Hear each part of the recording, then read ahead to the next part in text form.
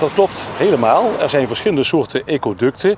We stonden net in Weert bij een grote, of eigenlijk 2 ecoducten. En nu staan we, waar staan we precies? Nou, we staan nu in de buurt van Tegelen, bij Ulingsheide. En daar ligt een ecoduct over de A74. Ja, iets kleiner dan wat we net zagen. Ja, nou, het gaat natuurlijk alleen over de autosnelweg heen.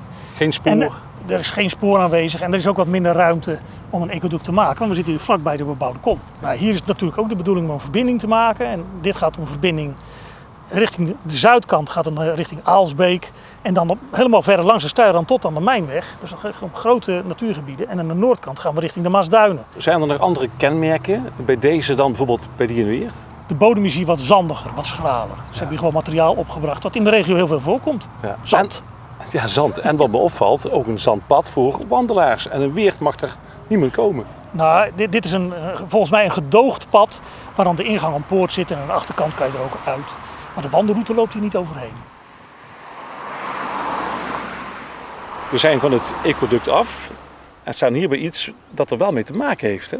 Zeker. Een soort vervolg. Ja, want het is een drukke omgeving hè, hier bij Venlo en er liggen dus ook nog asfaltwegen vlakbij het ecoduct. Ja, het is geen snelweg, maar het is geen weg, snelweg, maar er komen toch wel behoorlijk wat auto's langs.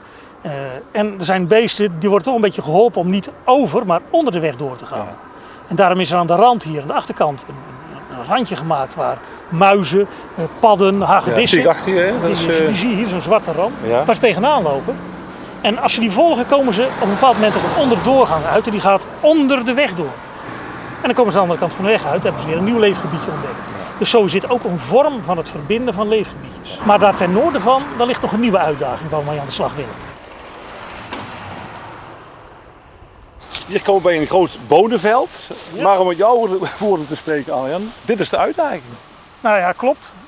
Dit agrarisch perceel is eigenlijk ongeschikt voor veel dieren die vanaf het ecoduct komen. En die willen eigenlijk richting het Jammerdal en verder richting de Maasduinen. Door. Maar ja, die hebben hier een akker. Nou is het geluk dat het Limburgs Landschap de mogelijkheid heeft om dit perceel te kopen. Dus dit is 7 hectare, het hele blok dat je hier ziet. En dat gaan wij in de loop vanaf komende winter, volgend jaar, beginnen met de herinrichting. Oké, en wat komt er dan te liggen? Nou, we beginnen in ieder geval met bosaanplant. Om de soorten die van bos profiteren, om die een helpende hand toe te steken. Maar daarnaast komt er natuurlijk ook open zones in, om de soorten die op het ecoduct profiteren van juist die stukken, ook een mogelijkheid te bieden om de andere kant te komen. Ja. Het is geen proces wat we binnen een jaar hebben afgerond. Dat zou niet, nee. Maar dan is het idee achter het ecoduct ook volmaakt. Hè? Dan is het klaar in feite. Hè? Dat die oversteek met aan beide kanten mooie natuur. Nou ja, ik denk dat we dat de beste mogelijke optie hebben. Kijk, die asfaltwegen die er liggen, die kunnen we er niet uithalen. Zo makkelijk is dat niet.